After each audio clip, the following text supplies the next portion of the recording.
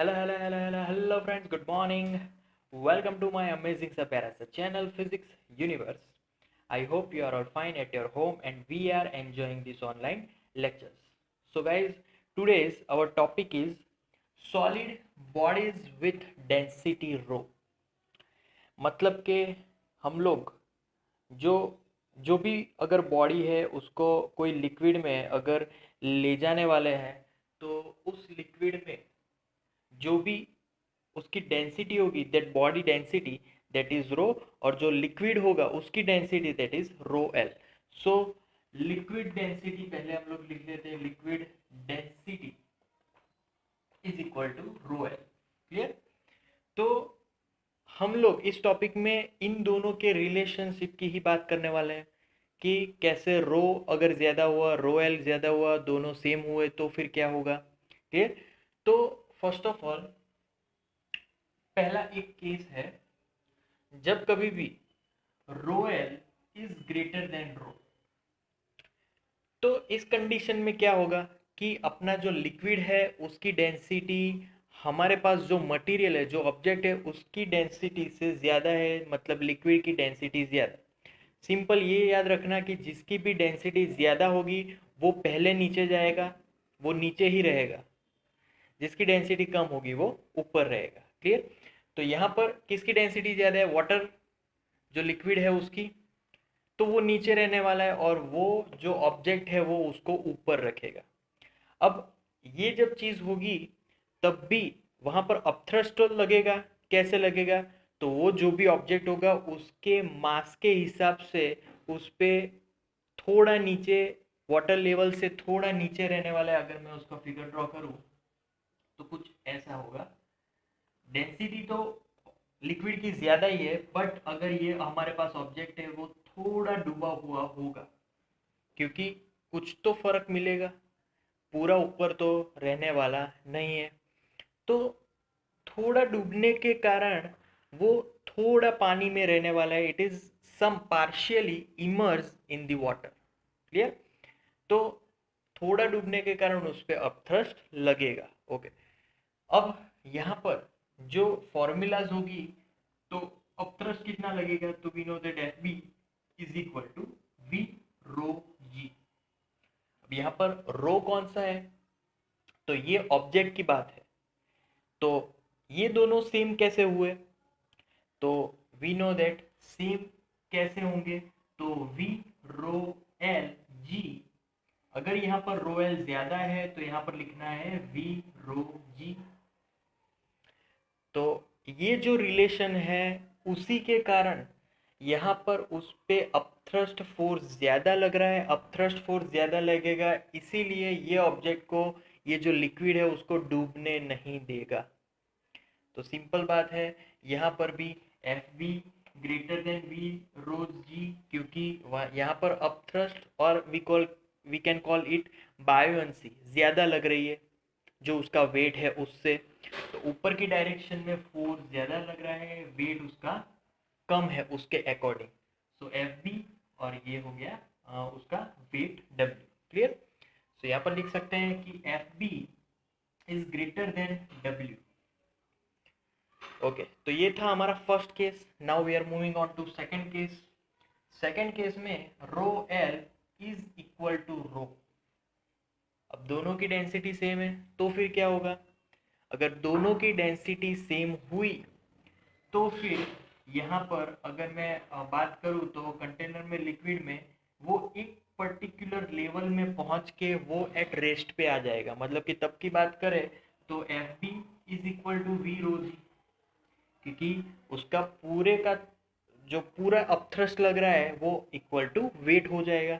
So V rho L G is equal to V rho G, and here we get upthrust is completely equal to W. मतलब कि इसको हम लोग बोल सकते हैं कि इक्विलिब्रियम में हो गया, जितना ऊपर फोर्स लग रहा है उतना ही नीचे फोर्स लगने वाला है।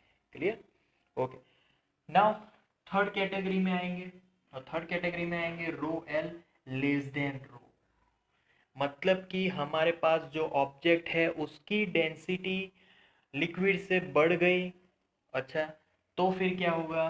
तो उसका अगर मैं ड्राइंग करूँ तो फिर वो पूरा नीचे चला जाएगा बॉटम में, क्योंकि अब फोर्स ज़्यादा लग रहा है, तो वो पूरा emerged in the liquid inside the container. तो यहाँ पर जो वेट है वो बढ़ गया, फोर्स कम हो गया, अब थ्रस्ट कम लग रहा है वेट से in comparison. So F B is less than V rho G, so V rho Lg less than V rho G, that means FB is less than W। Weight बढ़ गया, इसीलिए वो पूरा नीचे चला गया। मैंने पहले ही बोला था जिसकी डेंसिटी ज़्यादा होगी वो नीचे रहेगा और डेंसिटी कम होगी वो ऊपर रहेगा। मतलब कि यहाँ पर पानी की सरफेस से ऑब्जेक्ट कहीं नीचे होगा। क्लियर? ओके, सो ये 3 केस थे। अब इसके कुछ एग्जाम्पल्स ले लेंगे। सो एग्जाम्पल्स में फर्स्ट एग्जाम्पल अच्छा है, नेल्स एंड कैप। इन दोनों में फर्क क्या है? तो ये नेल्स आयन नेल्स है। आयन नेल्स मतलब कि लिक्विड में अगर डालेंगे तो लिक्विड से उसकी डेंसिटी बहुत ज़्यादा होती है, और कैप लिक्विड में डालेंगे तो लिक्विड की डेंसिटी ज़्यादा होगी, कैप की डेंसिटी कम होगी। तो जब कभी भी आयन नेल्स को तुम कोई लिक्विड में डालोगे तो डेंसिटी ज़्यादा होने के कारण उसका वेट अपथ्रस्ट से बढ़ जाएगा। मतलब कि in this condition W is greater than F B. क्यों क्यों ऐसा हुआ? क्योंकि rho is greater than rho L. Simple. और कैप में क्या होगा कि कैप थोड़ा सा नीचे रहेगा क्योंकि अपथ्रस्ट लगने वाला है, तो वो उसका थोड़ा partially it is emerge in that liquid. So तब भी उसका जो एफ बी है upthrust it is greater than weight, क्योंकि अगर वेट ज़्यादा हो जाता तो वो पूरा नीचे चला जाता।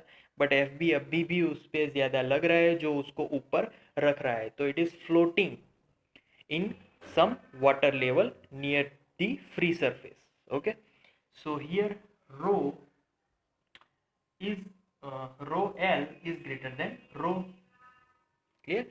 तो यहाँ पर जो लिक्विड है उसकी डेंसिटी ज़्यादा है और हमारे जो मटेरियल है उसकी डेंसिटी कम है। ओके, नाउ सेकेंड एग्जाम्पल में देखा जाए तो इसी की बात हुई है। अगर कोई ऑब्जेक्ट है, सेम ऑब्जेक्ट, मतलब कि rho is equal to rho L, और दूसरा जो ऑब्जेक्ट है yes rho L is greater than rho. इन दोनों में कॉमन चीज़ ये है कि दोनों एक लेवल पे रुकने वाले हैं। यहाँ पर पार्शियली रुक रहा है और यहाँ पर वो कुछ थोड़ा अंदर जाके रुकने वाला है। क्लियर? वैसे तो तीनों में ही रुकने वाला है, बट यहाँ पर जो थर्ड हमारा जो केस है उसमें वो पूरा कंप्लीट बॉटम सरफेस पे पहुंच जाता है। और यहाँ पर इन दोनों में ये जो टर्म है उसमें वो पूरा लिक्विड में चले जाने वाला है और यहाँ पर पार्शियली जाने वाला है। क्लियर? तो ये दोनों में एक तो डिफरेंस है, और the other difference is rho is greater than rho L. तो उसमें तो हमें पता ही है it is completely emerge in the liquid and it may go to the bottom of our container. Clear? So ये था हमारा सेकंड केस। सो यहाँ पर ये जो एक्सपेरिमेंट्स है वो करने का कारण इसलिए है कि जिससे हमें पता चले कि डेंसिटी के अकॉर्डिंग हमारी जो बॉडीज़ है उसमें कितना फ्लोट होगा या फिर पूरा इमर्ज होने वाला है या फिर इक्विलिब्रियम में रहने वाला है, उससे हमें ये जानकारी मिलती है। So that's our topic guys, that's it for today now. Thank you so much for viewing my video lectures till the end. That means a lot to me. Please like my videos and subscribe my channel.